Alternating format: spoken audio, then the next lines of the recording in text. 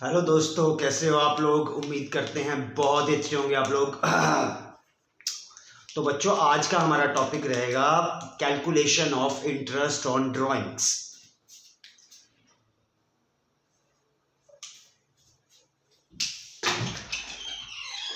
हाँ जी।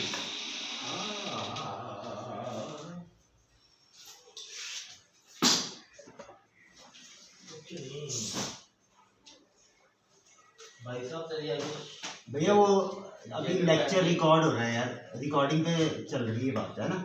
चलो तो मैं आपसे थोड़ी देर बाद में अगर है, अभी मेरे से बात मत कर। बड़ी हिम्मत है क्या।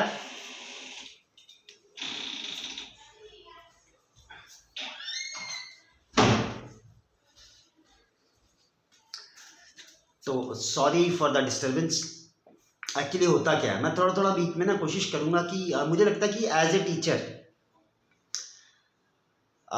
मेरे पास राइट था बहुत ज़्यादा मिस्टेक्स करने का। मैं बचपन से ये सोच के चला करता था, मैं टीचर्स की पर्सनैलिटी से बड़ा प्रभावित था। और बाय द कृपा ऑफ सरस्वती माँ, है ना, मैथ से बचने के लिए 10th के बाद मैथ में फॉर्मूले वगैरह रटने पड़ते थे, तो रटना वटना पसंद नहीं था बचपन से। आप कह लो लॉजिकल बेंट ऑफ माइंड। जब तक आंखों से देख नहीं लेंगे तब तक यकीन करने वाली मतलब बुद्धि ही नहीं है। तो आंखों से देखने के बाद ही यकीन मतलब है ना, करने की आदत कह लो या शौक कह लो, कि ऐसे आंख बंद करके किसी चीज़ पे विश्वास करने का वाला माइंड नहीं था। तो मैथमेटिक्स के फॉर्मूले वगैरह रटने पड़ते थे तो समझ में नहीं आता था, है ना। पंडित हरि प्रसाद हर हर बोल, या हीरे चांदी तोल, कुछ ऐसा, परपेंडिकुलर अपॉन हाई, पता नहीं क्या था, मुझे तो याद नहीं, भूल गया है ना। तो ऐसा ये रटने रुटने का जो कंसेप्ट था ये माइंड में बैठता नहीं था। तो फिर मैथमेटिक्स, या और इसमें मैं ये नहीं कहूँगा कि मैथ्स का कसूर है, बचपन में जितना ध्यान देना चाहिए था शायद उतना नहीं दिया होगा, है ना। हर बंदे बच्चे का बचपन कुछ अलग तरीके से बीता होता है ना। तो मे भी कैसा माइंड था, बट माइंड ऐसा नहीं था, रटने रुटने वाला नहीं था। और एक चीज़ बड़ी कंफर्म थी कि अपने आप को इतना स्ट्रांग बनाना है कि अकेले ही ये दुनिया जीती जा सके। तो माइंडसेट कुछ ऐसा रखा था कि स्ट्रांग बनाना है यार कुछ, है ना। तो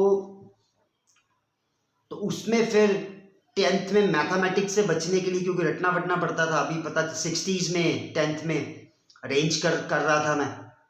तो अब पर कुछ कुछ मतलब कुछ बड़ा इंडिपेंडेंट, मतलब जिससे मैं सेल्फ डिपेंडेंट हो जाऊं, ऐसा कुछ मतलब ये जरूर था कि यार कुछ सीखने की बड़ी ललक थी। तो मैथ से बचने के लिए 11th में कॉमर्स रखा, उसमें अकाउंटिंग लैंग्वेज, ये तो बाय मिस्टेक जिंदगी में आई हुई चीज है। बट वही कि may be because of logical bent of mind एक बात समझ में आई, यार ये दो शब्द नहीं है, ये तो अलादीन का चिराग है। और बात सिर्फ मैं अकाउंटेंसी की नहीं करूंगा, मैं इकोनॉमिक्स की भी बात करूंगा, मैनेजमेंट की भी बात करूंगा।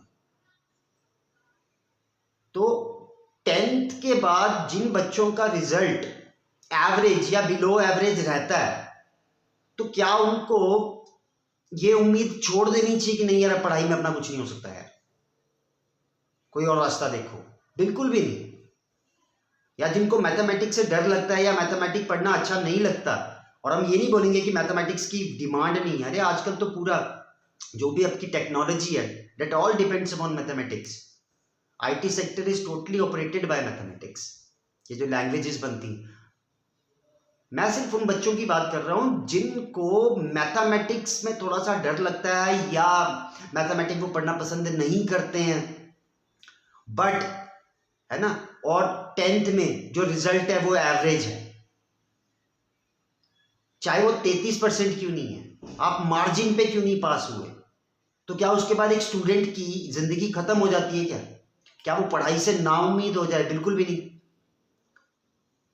आप 11th क्लास में कॉमर्स लीजिए, क्योंकि क्लास मतलब it's, you can call it a rebirth in education, मैं तो ये मानता हूं।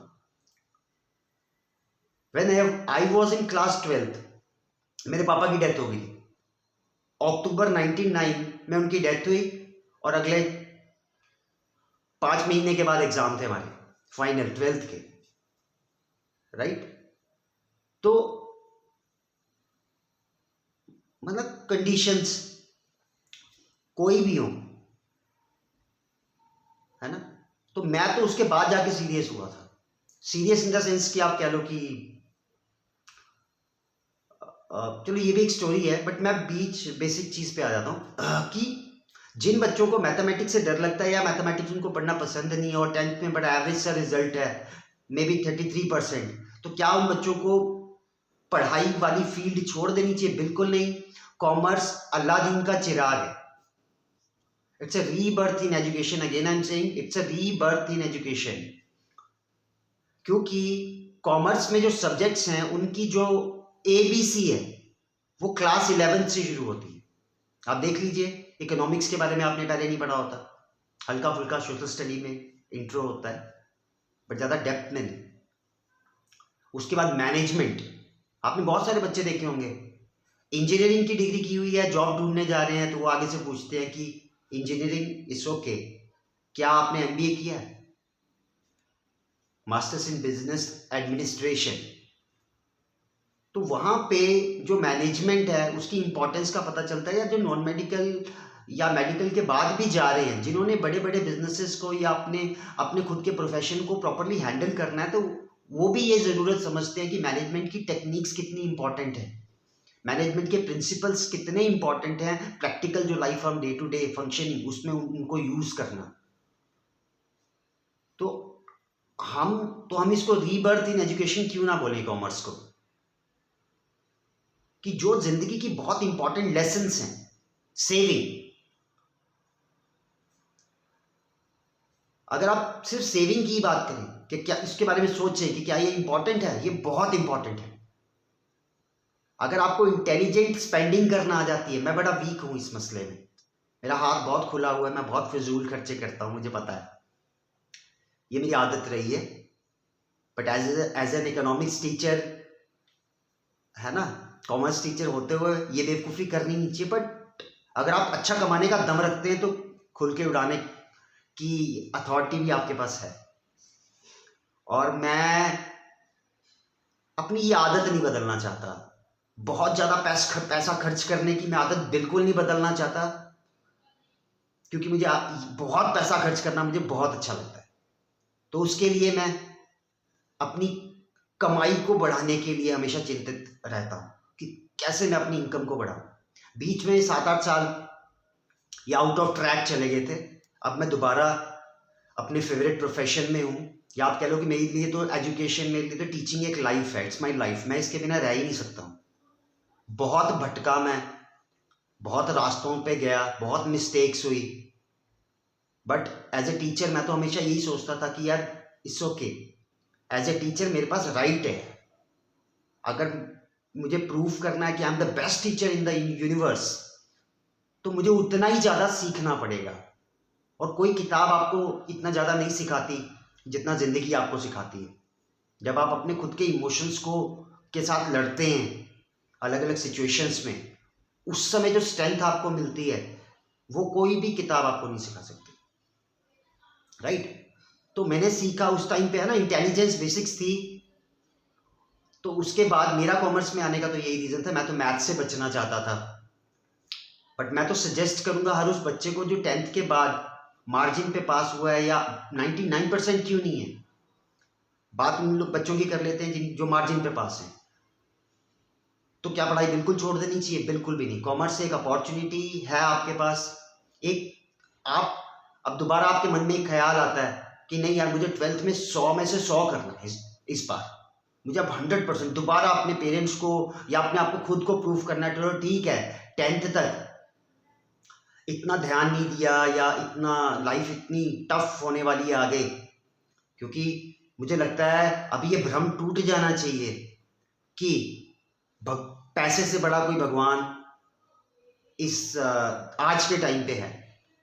तो money is the real God actually. और फिर भी आपको उसके अलावा किसी को भगवान मानने का दिल कर ही रहा है, तो किसी भी सुपर नेचुरल पावर से पहले वो लोग हैं जिन लोगों ने आपको इस धरती ये ब्यूटीफुल सी जो मौका दिया है कि आप इस दुनिया को देख सकें, इसकी बेनिफिट्स को एंजॉय कर सकें आप, है ना, आपको आपके सेंसेस दिए हैं कि आप लाइफ को एंजॉय कर पाएँ, तो उसका श्रेय आपके माँ बाप को जाता है, हमारे माँ बाप को जाता है, राइट। तो असल में भगवान आपके पेरेंट्स हैं। अगर आप उनके प्रति जो आपकी जिम्मेदारियां बनती हैं वो अगर निभा पाते हैं तो मुझे लगता है कि आपने भगवान पा लिया। अदरवाइज बड़ी बड़ी सच्चाई है, ये मेरा पर्सनल एक्सपीरियंस है, जब आप मुसीबत में होंगे, कभी किसी भी किस्म की मुसीबत में, कोई भगवान आपको बचाने के लिए नहीं आएगा, चाहे आप किसी भी धर्म को मानते हैं। वहां पे अपनी मुसीबत से बाहर निकलने के तरीके आपको खुद को ढूंढने पड़ेंगे। तो मेरी तो रिक्वेस्ट है कि अपने एटीट्यूड्स पे बचपन से ही काम करके हुए चलना चाहिए। थैंक यू भाई जी। तो अपने एटीट्यूड्स पे ये एक सेकेंड,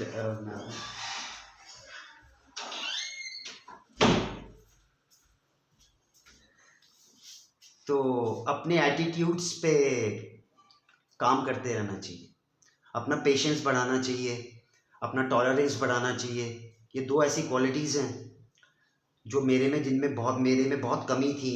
इन दो क्वालिटीज़ की मैंने बहुत नुकसान उठाया है, बट मैंने सीखा बहुत है। तो अब एज ए टीचर मैं इतनी बकवास क्यों करता हूँ? क्योंकि एज ए टीचर मेरे पास है ये बकवास, मेरा प्रोफेशन भी बकवास करने का ही है, मुझे बोलना ही है। सरस्वती माता की कृपा से मेरा एक्सपर्टाइज एक दुनिया की सबसे डिमांडिंग लैंग्वेज में मैंने एक्सपर्टाइज ले लिया बाय मिस्टेक।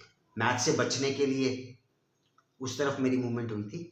तो मैं उन सब बच्चों को ये कहना चाहूँगा कि 10th के बाद मेरी सजेशन है, एज ए कॉमर्स टीचर 25 साल से ज़्यादा का मेरा एक्सपीरियंस कहता है कि आजकल की जनरेशन के लिए कॉमर्स एक चॉइस नहीं है, वो एक कंपल्शन है।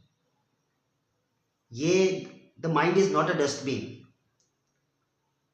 कि हम कुछ भी डालते जाते हैं, हम वो भी डालते जाते हैं जो हमने बेचना ही नहीं है। It's not a dustbin. इसमें हमें वही चीज़ ध्यान से डालनी चाहिए जिसको बेचा जा सके, वही इंफॉर्मेशन आपके काम की है जो मार्केट में आप बेच सको। तो उस तरीके से देखा जाए, है ना, तो सबसे पहले जब मार्केट की बात आती है तो हमें बचाना, हमें सेविंग्स आनी चाहिए, हमें अपने रिसोर्सेज को सबसे बेहतर तरीके से कैसे इस्तेमाल करना है, सबसे पहले वो आना चाहिए। तो इकोनॉमिक्स एक बहुत ही वैल्यूएबल सब्जेक्ट बन सकता है अगर आप ये चीज़ सीखना चाहें तो। उसके बाद आपके पास आ जाता है सेकंड, मैंने बताया मैनेजमेंट। तो मैनेजमेंट की इंपॉर्टेंस ऑलरेडी आपको पता है कि कहाँ कहाँ मैनेजमेंट तो मतलब it's an art of living. पूरा दिन के 24 घंटे हमें कैसे बेहतर तरीके से बिताने हैं, वो तो है ना, मैनेजमेंट के प्रिंसिपल्स को यूज़ करके ही किया जा सकता है, और कोई रास्ता नहीं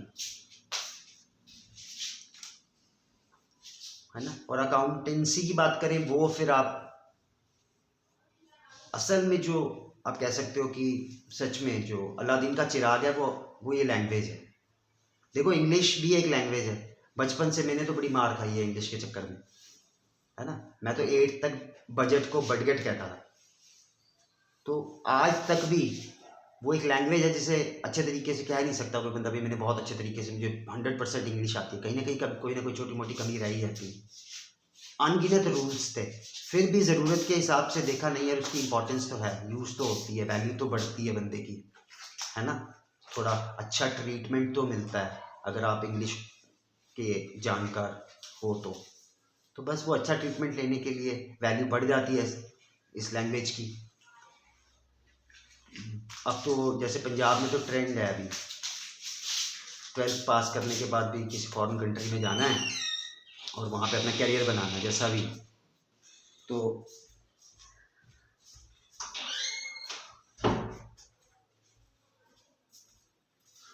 है ना।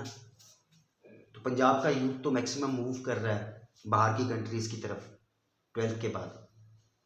तो उनका आइल्स का जो एग्ज़ाम होता है वहाँ फिर इंग्लिश की थोड़ी सी इम्पोर्टेंस का पता चलता है कि नहीं यार, इसको भी बहुत अच्छे तरीके से बेचा जा सकता है और है ना, बेचा जा रहा है।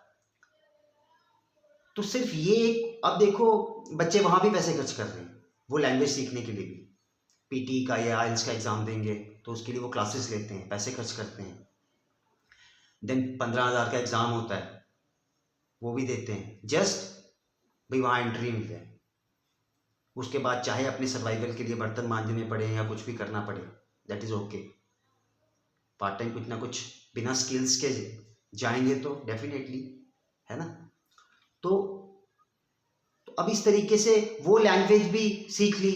आज भी बच्चे सीख रहे हैं, टफ है फिर भी सीख रहे हैं। बट एक लैंग्वेज, और मुझे लग रहा है कि बहुत सी कंट्रीज़ में अगर आपको इंग्लिश नहीं भी आता आपका सर्वाइवल हो जाए। चाइना की वो अपनी लैंग्वेज यूज़ करते हैं, मतलब मैक्सिमम कंट्रीज़, है ना, पावरफुल कंट्रीज़ वो अपनी लैंग्वेज में ही सारा कामकाज करते हैं।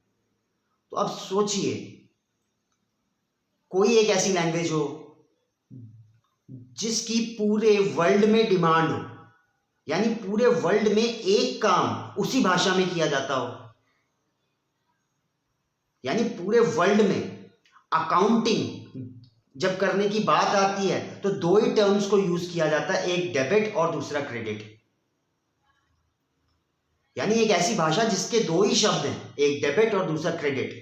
और डेबिट कब करना है और क्रेडिट कब करना है उसको बताने के लिए सिर्फ 3 रूल्स हैं, real account, personal account and nominal account, जिनकी गाइडेंस से आप पता कर सकते हैं कि डेबिट कब किया जाता है और क्रेडिट कब किया जाता है। तो एक लैंग्वेज जिसमें सिर्फ 2 अल्फाबेट्स आप मान के चलिए, विद 2 अल्फाबेट्स ओनली, और उनको ऑपरेट करने के लिए 3 रूल्स, खत्म। तो यानी एक ऐसी भाषा पूरे वर्ल्ड में डिमांडेड। आज बहुत सारी पॉपुलेशन है, चाहे वो स्कूल नहीं गए हुए, है ना, ज्यादा पढ़े लिखे ना भी हों, मगर अगर स्मार्टफोन चला रहे हैं, है ना, तो भी वो इस भाषा के साथ डील कर रहे हैं। Your account has been debited, your account has been credited, बहुत सारे मैसेज उनके अकाउंट में डेली चल रहे होते हैं। बहुत सी पॉपुलेशन इस भाषा को यूज कर रही है बट पता नहीं है हाउ टू लर्न, सीखना कैसे। और फिर 10th के बाद 33% लेने के बाद भी अगर ये होप ये भाषा ना पैदा करे, यार मारो गोली, हो गया जो 10th तक होना था। अब तो झंडे गाड़े, अब तो एक अपॉर्चुनिटी, एक मौका मिला है कि यार इतनी आसान भाषा है, 2 शब्द हैं, 3 रूल हैं और डिमांड। कोई ऐसा सेक्टर नहीं है जहां पे अकाउंटिंग नहीं होती। अगर गवर्नमेंट ये जो स्ट्रक्चर्स, अगर गवर्नमेंट स्ट्रक्चर्स की आप बात करो तो जहां जहां गवर्नमेंट होगी वहां वहां टैक्सेशन होना ही होना है, और जहां जहां टैक्सेशन होना है वहां वहां अकाउंटिंग होनी ही होनी है। तो आप देख लीजिए आधार लिंक के बाद जब से ये जीएसटी का लॉन्च हुआ है, आपने देखे होंगे बहुत से लोग परेशान हैं जीएसटी भरवाने को लेकर, उनको अकाउंटेंट्स ही नहीं मिल रहे। पुराने जो अकाउंटेंट्स हैं, जो जिनको इस लैंग्वेज पे कमांड है, उनका वर्क ओवरलोड हुआ पड़ा है, उनको अपने हेल्पर या असिस्टेंट ही नहीं मिल रहे। तो जॉब मार्केट में, ट्रेनिंग मार्केट में इतनी डिमांड है बट सप्लाई नहीं है, लोगों में अवेयरनेस नहीं है, बच्चों में अवेयरनेस नहीं है। तो एज ए टीचर मेरा कर्तव्य भी बनता है कि अगर आज ये मेरा आखिरी दिन भी आज, तो भी मैं वो बोल के जाऊं जो मेरे जाने के बाद भी किसी को फ़ायदा पहुंचा दे। तो आज का आपके साथ वार्तालाप का ये मकसद था। मैं आपको एक बात बताना चाहता हूँ, हर उस बच्चे के लिए जो 10th के बाद नाउम्मीद हुआ पड़ा है एजुकेशन को लेकर, देखिए इसको डस्टबिन मत बनने दीजिए। अभी भी 11th में कॉमर्स रखना एक बहुत अच्छा ऑप्शन है आपके लिए, ताकि आप 10th तक तो चलो जो हो गया हो गया, 10th के बाद अभी तो इंटेलिजेंस यूज़ करें। तो इसको डस्टबिन ना मानते हुए इसमें वही डाला जाए जो आसानी से, जो डिमांडेड है, जिसकी मार्केट में डिमांड है।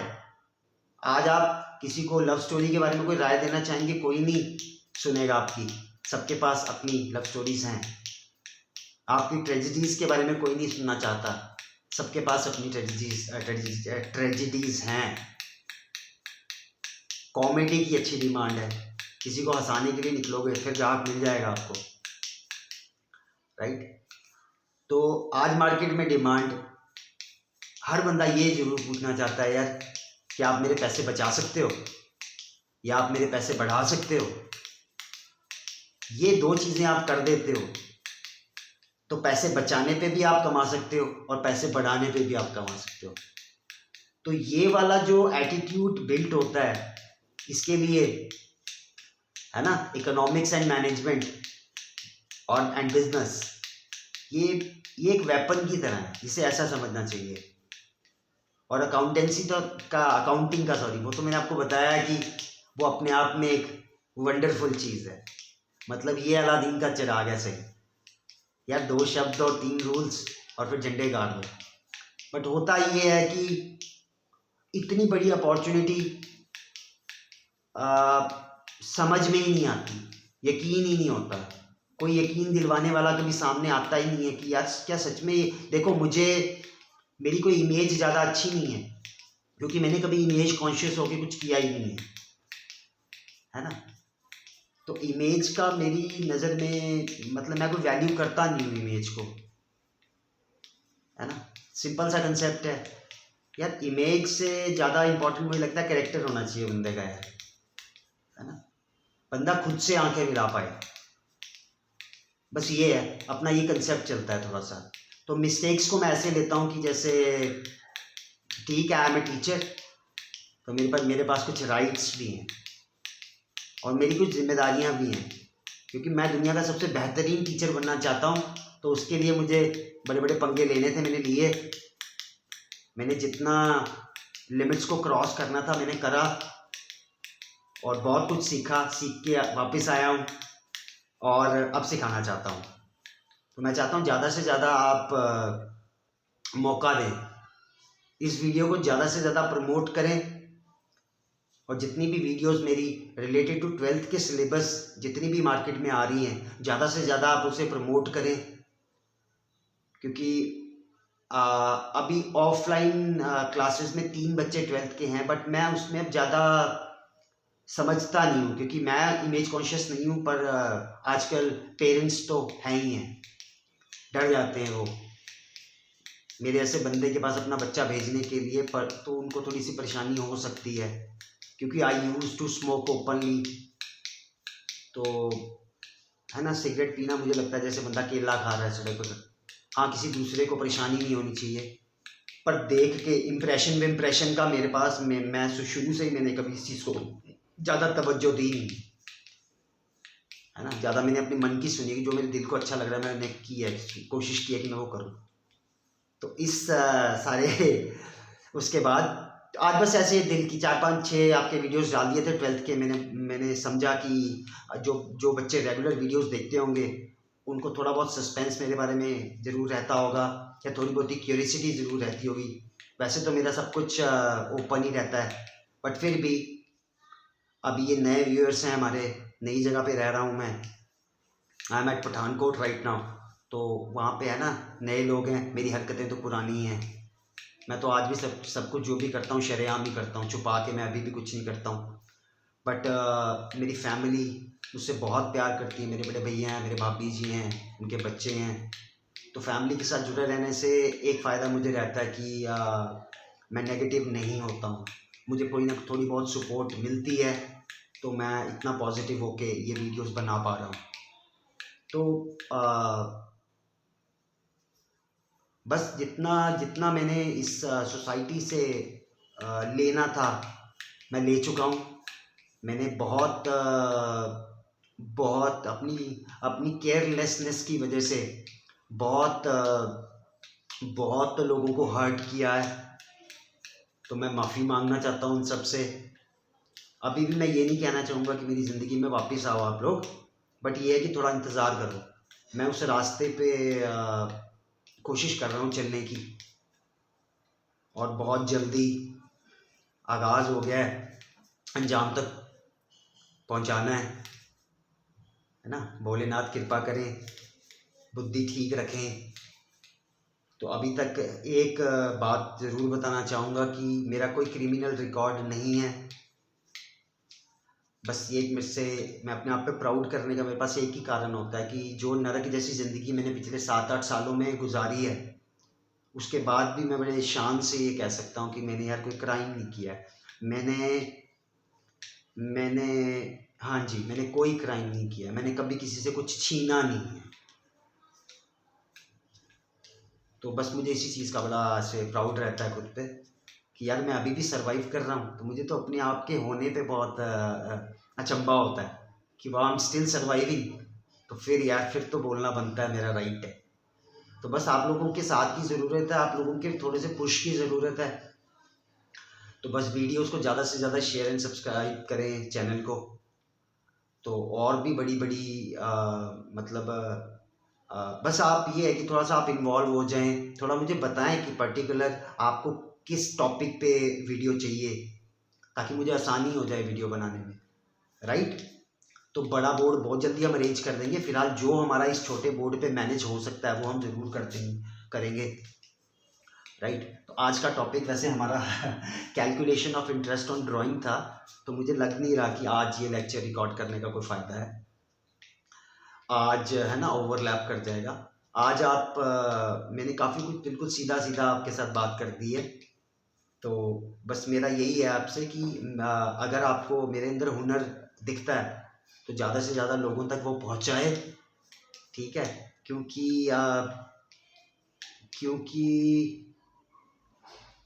क्योंकि मैं ठीक होना चाहता हूँ और बिना पैसे के पॉसिबल नहीं है ना। तो अगर मैं वैसे मैं सोचता नहीं हूँ ऐसा, बट फिर भी अगर ये मेरा आखिरी दिन भी है तो कम से कम उन बच्चों तक ये बात, ये लेक्चर्स ज़रूर जाने चाहिए। मैं सिर्फ ये कहता हूँ कि भगवान इतनी ज़िंदगी ज़रूर दे देना कि 12th क्लास का सिलेबस पूरा अपलोड कर सकूँ, बस इतना सा है। इसलिए ज़्यादा से ज़्यादा शेयर कीजिए। सच में हर बच्चा जो कुछ सीखना चाहता है, ज़रूरी नहीं कि उसके पास पैसे हों। तो ये टेक्नोलॉजी की वजह से ये चीज़ बहुत अच्छी हो गई है कि एक फ़ोन होना चाहिए आपके पास, तो क्वालिटी एजुकेशन आप अपने कमरे में बैठ के भी हासिल कर सकते हैं। तो ये फ़ायदा उठाना चाहिए। मैंने थोड़ा लेट रिएक्ट किया है क्योंकि प्योरिटी आने में टाइम लग रहा था। तो बंदा बोल हमेशा तब सकता है जब वो सच्चा हो। तो जब तक बंदा झूठा होता है तो वो पावर ही नहीं आती कुछ बोलने की। तो अभी मुझे लगता है प्योरिटी है और पावर आ रही है ना। तो बस आप लोगों के साथ की ज़रूरत है। ज़्यादा से ज़्यादा वीडियो को शेयर करें और हमें और अच्छी एजुकेशन देने का मौका दें। धन्यवाद।